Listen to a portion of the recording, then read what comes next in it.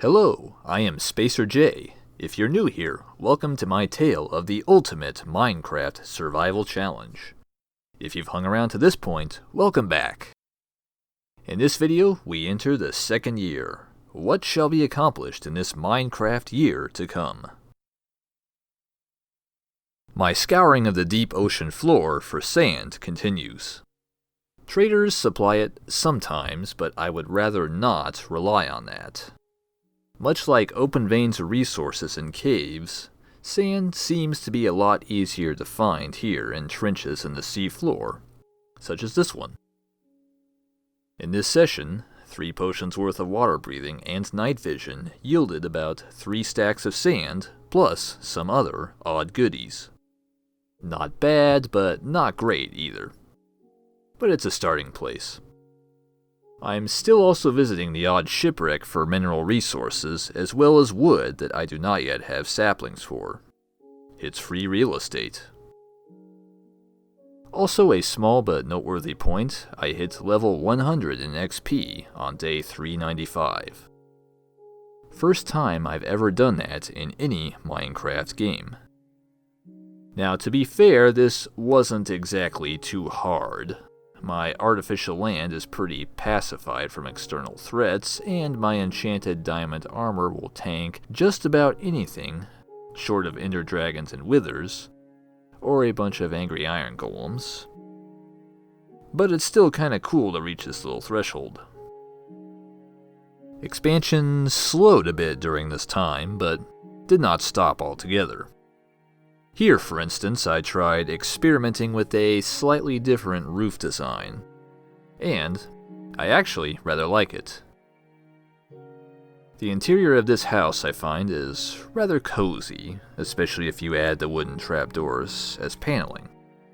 And also, this little duplex here with a nice fenced-in yard. But a yard presently without grass or artificial turf. I envision using a lot of terracotta eventually. In a bid to get as much as possible, many of my villagers were created to be masons.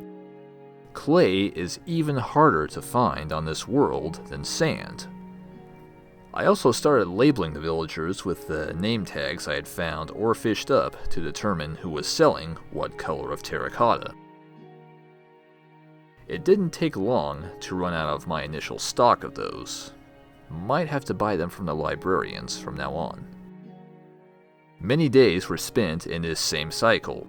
Harvest melons, pumpkins, and other produce to sell to the farmers, and then use the revenue from those deals to buy up terracotta and the odd piece of quartz.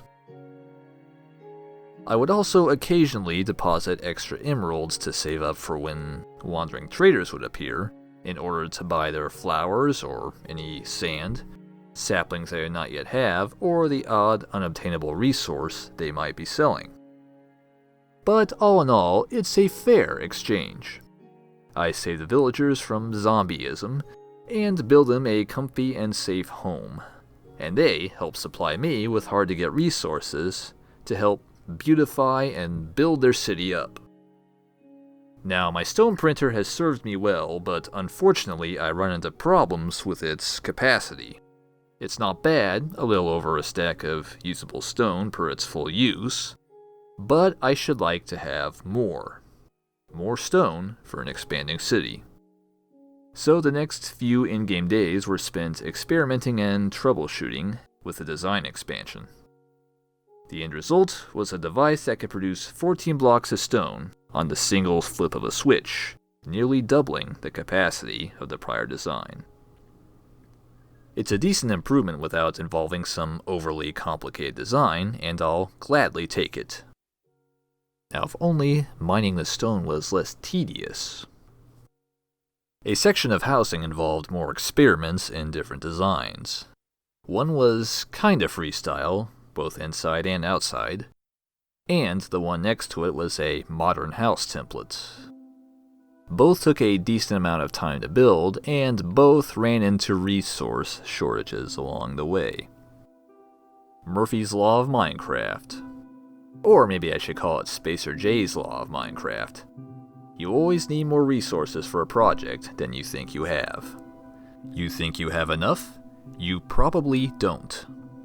Unless you're the type that meticulously calculates out every last detail and figures it out in advance. But anyway, both houses were worth the time, both got a complement of 2 villagers each, and both add good aesthetic value to the city. These last 2 houses pushed the population up to 34 villagers. Mega builds ultimately require mega stockpiles of resources. When I was not going about villager trading, a lot of in-game days were spent either deep sea diving for gravel and sand, farming bones at the XP tower, or AFKing at my guardian farm. The more I deep sea dive, the more sand I find. Sand may actually be much more ubiquitous here than I thought, but it's mostly trapped and buried beneath gravel.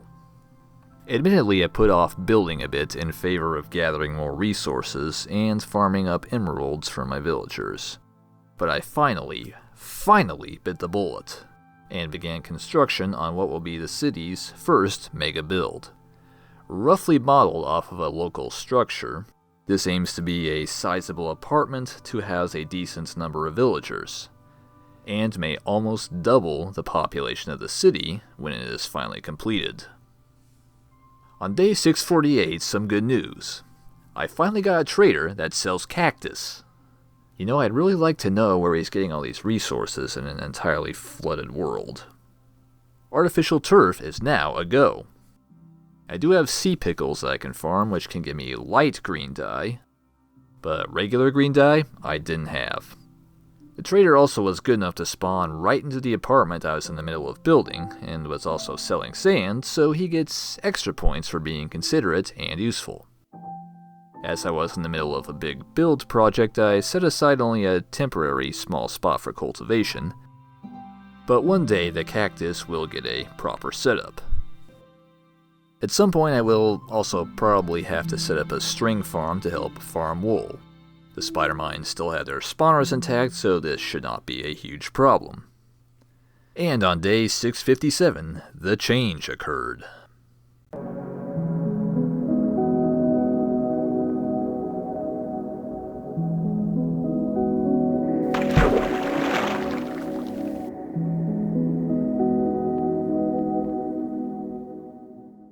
Minecraft 1.16 arrived, and I had just a little bit of trepidation when it did arrive, wondering if it would corrupt or break my ocean world and all its progress in any way. But I backed up the world first and proceeded to bite the proverbial bullet. All went well. The end still doesn't work for me. I had held some forlorn hope that maybe this would have been fixed some magical way. Seriously, if there's a way to grant my access to the end while keeping the integrity of the world intact, I'm all ears. After a bit of checking around to make sure things were still alright, and a little bit of preparation, I entered the new Nether.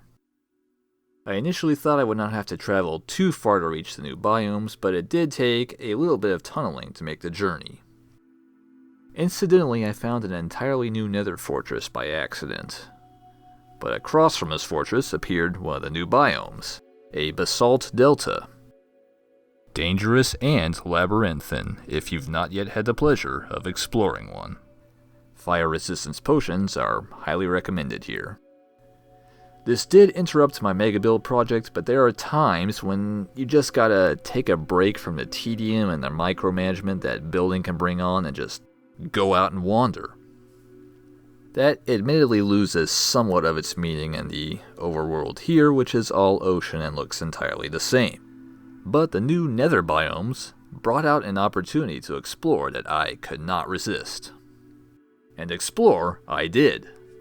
I think I'll like some of the new materials, like the new wood variants, as well as the blackstone. I also thought I would try to mine for netherite with exploding beds.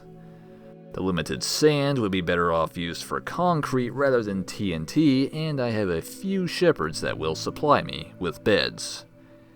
And rather than look up the best way of doing this method, I opted to go via trial and error. Suffice to say, that was probably not the best idea I've ever had. So I had to spend some time and effort getting some good armor and tools back. The fires ended up destroying most of my good gear. The only things of importance that survived were diamond leggings and my silk touch pick. The XP tower was helpful in getting some levels back up, and an armorer, weaponsmith, and toolsmith were most helpful in supplying diamond gear. Seriously, villagers will make your life easier if you let them. On day 713, I met a wandering trader with jungle saplings.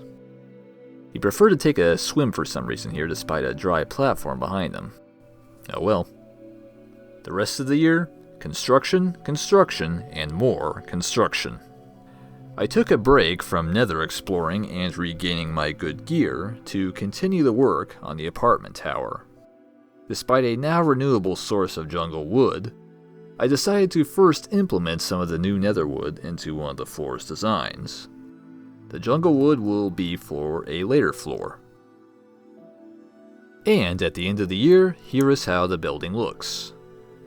Good work done on it, but it's very far from being finished. Dark prismarine is slowing me down somewhat. I have long since burned through my stock, and had to periodically spend time getting more, collecting more shards, ink sacs, and sweeping a couple extra sea temples for any blocks I might have missed. The magenta wood from the nether had to be built up from scratch, which also took some time. Resource logistics are sometimes grinding things to a halt, but that's part of building any significant project in Minecraft. Villager population had a slight increase from 24 to 34, but this year was less focused on increasing the population and more geared towards preparing for larger projects. I have plenty more in store for the next in-game year, not just finishing the tower and populating it, but several other plans. What else will happen? You'll just have to find out, but that's all for now. If you've liked this video and my past videos, hit that like button and feel free to subscribe for future content. Thanks for watching, and get ready for the third year.